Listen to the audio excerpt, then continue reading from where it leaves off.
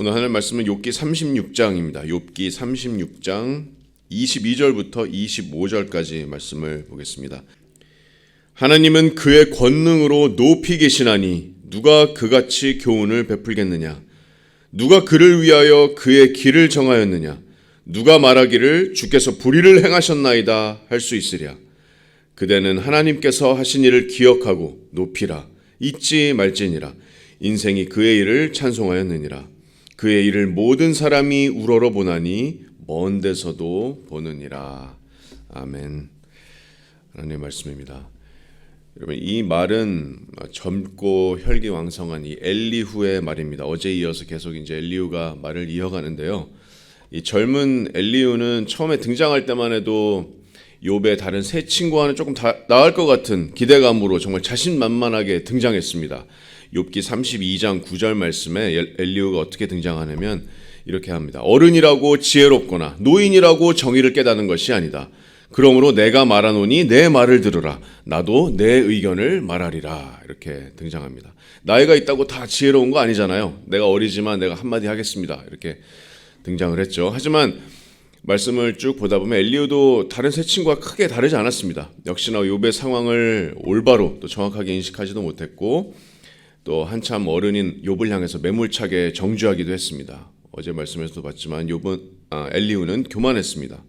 하지만 그 가운데서 오늘 22절부터 이제 시작되는 엘리후의 이 말에 담긴 이 진리는 욥의 마음을 울립니다. 부정할 수 없는 진리입니다.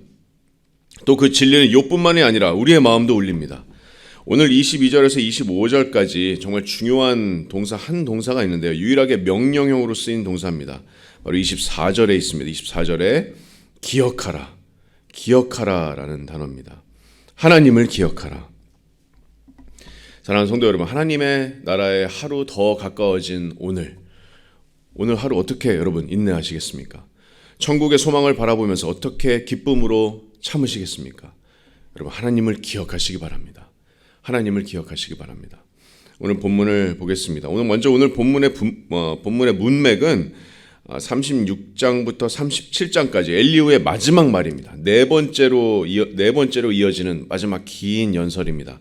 36장 1절을 보시면 엘리후가 이제 말을 끝나고 35장까지 이제 말을 끝나고 또 말을 이어갑니다. 36장 1절을 보시면 엘리후가 말을 이어 이르되 나를 잠깐 용납하라. 내가 그대에게 보이리니 이는 내가 하나님을 위하여 아직도 할 말이 있음이라. 이렇게 합니다.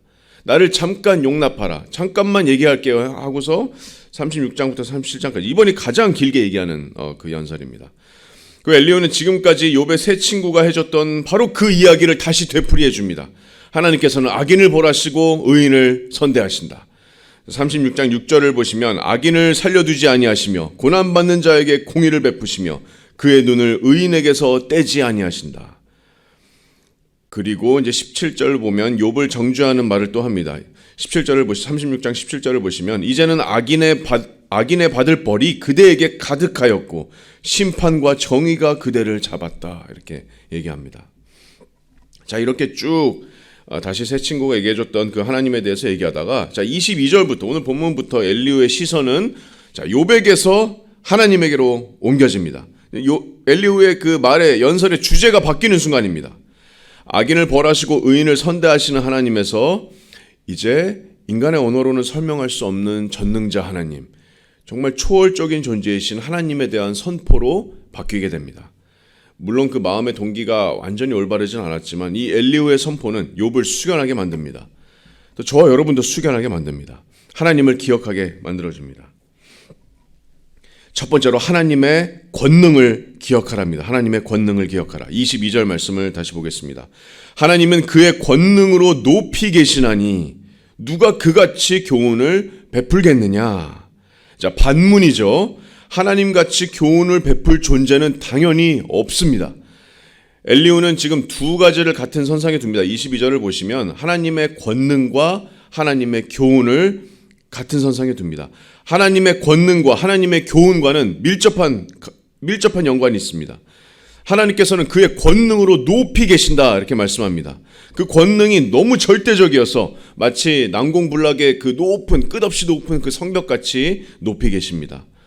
그 하나님의 힘과 그 하나님의 권능 그 자체가 우리에게는 교훈이 됩니다. 하나님만큼 힘 있는 존재가 이 우주에, 전 우주에 없기 때문에 하나님처럼 교훈을 주시는 분도 없는 겁니다. 여러분, 하나님께서 하나님의 이 놀라운 권능과 힘이 주는 교훈은 이미 온 우주의 피조물에게 분명하게 보여졌습니다. 여러분, 로마서 1장 말씀을 기억하시면 로마서 1장 19절 말씀에 하나님을 알만한 것이 그들에게 보임이라. 하나님께서 이를 그들에게 보이셨느니라 말씀합니다. 20절에 창세로부터 그의 보이지 아니하는 것들 곧 그의 영원하신 능력과 신성이 그가 만드신 만물에 분명히 보여 알려졌나니 그러므로 그들이 핑계하지 못할지니라 이렇게 말씀합니다. 여러분, 하나님께서는 원숭이를 사람으로 진화시키신 분이 아닙니다. 하나님께서는 아무것도 없는 무에서 유를 창조하신 분입니다. 태초에 정말 흑암 위에 하나님의 영이 이렇게 운행하고 계셨고 말씀 하나로 온 우주 만물을 창조하셨습니다. 여러분, 지금까지 과학기술로 이제 우주를 관측하는 기술이 발전됐는데 이 관측 가능한 우주의 크기가 얼마나 큰지 아세요? 우리 인간의 작은 뇌로 상상할 수 있는 그 모든 상상보다 훨씬 더 이상입니다. 우리 지구만 하더라도 이 거대한 자연의 신비 뒤에는 이 말씀처럼 하나님의 놀라우신 신성과 영원하신 능력이 분명하게 밝게 보여져 나타납니다. 이거보다 더 큰 교훈이 있을까요? 왜 성경이 창세기부터 시작합니까? 왜 하나님의 창조의 기사부터 시작합니까?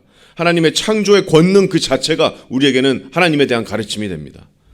하나님께서 나를 창조하실 때는 어떻습니까? 하나님께서 우리를 창조하셨을 때 시편 139편 15절 말씀에 다윗이 이렇게 고백합니다. 내가 은밀한 데서 지음을 받고 땅의 깊은 곳에서 기이하게 지음을 받은 때에 나의 형체가 주의 앞에 숨겨지지 못하였나이다. 내 형질이 이루어지기 전에 주의 눈이 보셨으며 나를 위하여 정한 날이 하루도 되기 전에 주의 책에 다 기록이 되었나이다. 하나님의 창조의 권능, 나를 이렇게 창조하셨습니다. 또 나를 새로운 피조물로 창조하신 창조의 권능은 어떻습니까? 나는 완전히 허물과 죄로 죽은 사람이었지만 고린도후서 4장 4절 말씀에 어두운데 빛이 빛이라 말씀하셨던 그 하나님께서 예수 그리스도의 얼굴에 있는 하나님의 영광을 아는 빛을 우리 마음에 비추셨느니라. 나는 완전히 죽어 있었던 사람이었지만 복음을 통해서 예수님의 그 영광을 우리 마음 가운데 비추시고 나를 새롭게 거듭나게 하셨습니다. 여러분, 하나님의 이 놀라운 창조의 권능이 우리에게는 말씀처럼 교훈입니다. 하나님이 누구신지에 대한 교훈입니다. 여러분, 하나님을 기억하시기 바랍니다. 하나님의 권능을 기억하시기 바랍니다.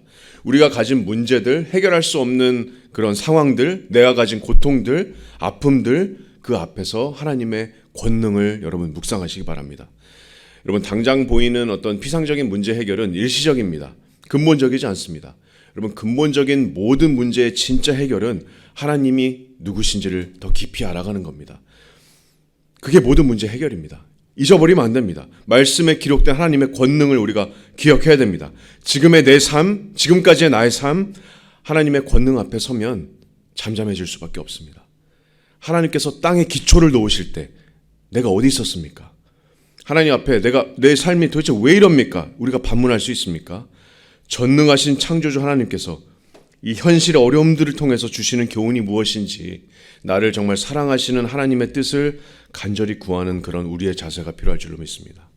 욥에게 그것이 필요했습니다. 이해는 되지 않았지만 하나님 앞에서 잠잠하게 자신이 하나님 앞에 어떤 존재인지 그 가르침을 받아야 됐습니다. 그것이 궁극적으로 이제 곧 하나님께서 욥에게 나타나실 텐데 하나님께서 욥에게 가르쳐 주신 그 교훈입니다. 내가 누구인지 하나님께서 욥에게 가르쳐 주셨습니다. 우리도 이제 어려운 이런 삶 속에서 하나님의 가르침을 구하는, 하나님의 교훈을 구하는 그런 겸손한 마음으로 우리가 하나님의 권능을 기억할 때 오히려 나의 믿음과 신앙이 한 단계 더 발전하는 기회로 하나님께서 인도해 주시리라고 믿습니다. 두 번째로 우리가 하나님의 주권을 기억합니다. 23절 말씀입니다. 23절을 보시면 누가 그를 위하여 그의 길을 정하였느냐? 누가 말하기를 주께서 불의를 행하셨나이다 할 수 있으랴? 이렇게 말씀합니다. 두 가지 질문에 대한 답은 당연히 아니오죠. 새번역 성경은 23절을 이렇게 번역합니다. 하나님께 이래라 저래라 할 사람도 없고 주님께서 옳지 못한 일을 하셨습니다 하고 하나님을 꾸짖을 사람도 없습니다. 이렇게 번역합니다. 아무도 하나님께 길을 정하여 주지 않습니다. 아무도 하나님께 가르쳐 주지 않습니다.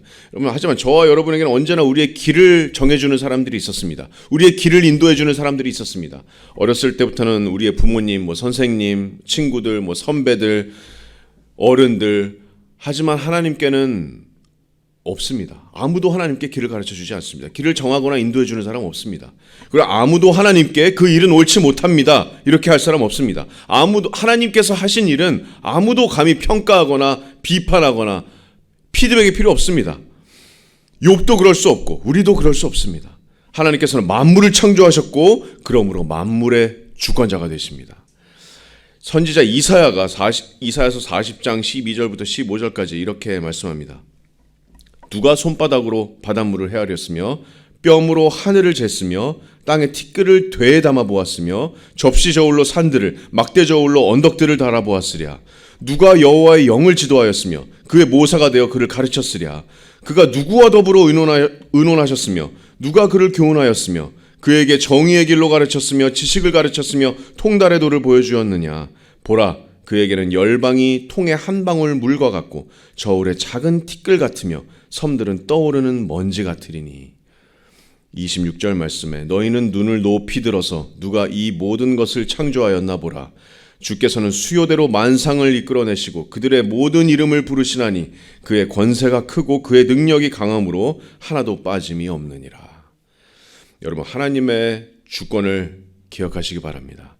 나의 삶, 나의 상황, 나의 존재의 모든 것, 아무것도 가르침이 필요 없으신 하나님의 주권 가운데서 일어나는 일입니다. 하나님 도대체 나한테 왜요? 라고 질문하기 전에 모든 일을 주권하시고 하시는 모든 일에 불의가 없으신 하나님이 어떠신 분인지 우리가 다시 한번 기억해야 됩니다. 여러분, 하나님께서 주권하지 않으시면 당연히 불안하겠죠. 당연히 염려됩니다. 통제불능입니다. 내 삶이 왜 이런지 모든 게 다 랜덤이에요. 그냥 모든 게 운과 불운이 엮여서 만들어진 랜덤인 상황입니다. 하지만 정말 우리의 삶이 그럴까요? 그냥 랜덤의 삶이면 당연히 불평, 불만 하나님께 쏟아낼 수 있습니다. 하지만 성경의 하나님, 참 유일하신 하나님은 그런 하나님이 아니십니다. 하나님께서는 온전히 주권하시고 하나님께서 온전히 나를 사랑하신다면 모든 일에는 이유가 있습니다. 그리고 그 이유는 나를 사랑하심과 절대적인 선을 위해서 또 하나님의 영광을 위해서라는 것을 우리가 기억해야 됩니다. 하나님은 주권하십니다. 나의 삶을 주권하시고 나를 주권하십니다. 나를 주권하십니다. 불의가 없으신 절대 주권의 하나님을 우리가 기억해야 됩니다. 그리고 마지막으로 우리가 하나님의 역사를 기억합니다. 하나님의 역사를 기억합니다. 24절부터 25절까지 말씀입니다. 그대는 하나님께서 하신 일을 기억하고 높이라. 잊지 말지니라. 인생이 그의 일을 찬송하였느니라. 그의 일을 모든 사람이 우러러보나니 먼 데서도 보느니라 말씀합니다. 하나님께서 하신 일을 기억하고 높이라. 잊지 말지니라. 여러분, 기억하라라는 것은 성경에서 아주 중요한 주제 중에 하나입니다. 그 옛날에 이스라엘 백성에게도 수없이 말씀하셨습니다. 모세가 신명기 32장에 보시면 이렇게 삐뚤어 나가는 이 이스라엘 백성들을 보고 하나님을 기억하라 이렇게 명령합니다. 신명기 32장 4절 말씀에 하나님은 반석이시니 그가 하신 일이 완전하고 그의 모든 길이 정의롭고 진실하고 거짓이 없으신 하나님이시니 공의로우시고 바르시도다. 하지만 그들이 여호와를 향하여 악을 행하니 하나님의 자녀가 아니요 흠이 있고 삐뚤어진 세대로다. 어리석고 지혜 없는 백성아, 여호와께 이같이 보답하느냐? 그는 내 아버지시요 너를 지으신 이가 아니시냐? 그가 너를 만드시고 너를 세우셨도다. 옛날을 기억하라. 역대의 연대를 생각하라. 네 아버지께 물으라. 그가 내게 설명할 것이요 내 어른들에게 물으라. 그들이 내게 말하리로다. 왜 삐뚤게 행하고 순종하지 않느냐? 하나님을 기억하라. 기억하지 못하겠으면 내 아버지께 물어봐라. 어른들에게 물어봐라. 하나님이 어떠한 분이신지, 하나님이 하신 일은 무엇인지. 또 하나님께서 직접 기억하라고 이렇게 명령하신 적이 있습니다. 이사야서 46장 8절 말씀에 너희 패역한 자들아, 이 일을 기억하고 장부가 되라. 이 일을 마음에 두라. 너희는 옛적 일을 기억하라. 나는 하나님이라 나 외에 다른 이가 없느니라. 나는 하나님이라 나 같은 이가 없느니라. 10절 말씀에 내가 시초부터 종말을 알리며 아직 이루지 아니한 일을 옛적부터 보이고 이르기를 나의 뜻이 설 것이니 내가 나의 모든 기뻐하는 것을 이루리라 하였노라. 여러분, 하나님께서 기뻐하시는 모든 것을 이루시는 분이심을 여러분 기억하십니까? 시초부터 이미 시작할 때부터 이미 종말을 알리신 분이 영원하신 하나님이심을 여러분 기억하십니까? 하나님의 놀라운 역사와 뜻이 얼마나 위대한지 여러분 기억하십니까? 그 위대했던 솔로몬 왕도 모든 일의 행사를 다 살펴본 후에 전도서 12장 1절에 너는 청년의 때에 너의 창조주를 기억하라 이렇게 명령합니다. 여러분, 하나님의 영원하신 존재와 그분의 위대한 역사는 모든 만물과 피조물들에게 보여졌습니다. 그 일을 모든 사람이 우러러보고 25절 말씀처럼 먼 데서 봅니다. 하나님의 일은 너무나도 크기 때문에 위대해서 너무 가까이 가지 못합니다. 먼 데서 바라볼 뿐입니다. 여러분, 하나님이 왜 기억하라고 명령하실까요? 왜 기억하라고 우리에게 계속해서 명령하실까요? 우리는 계속 잊어버리기 때문입니다. 지난주 설교 말씀도 우리가 은혜를 받고 금방 잊어버립니다. 내 삶이나 분주함, 어려움 이런 것들이 하나님보다 더 크게 나에게 다가옵니다.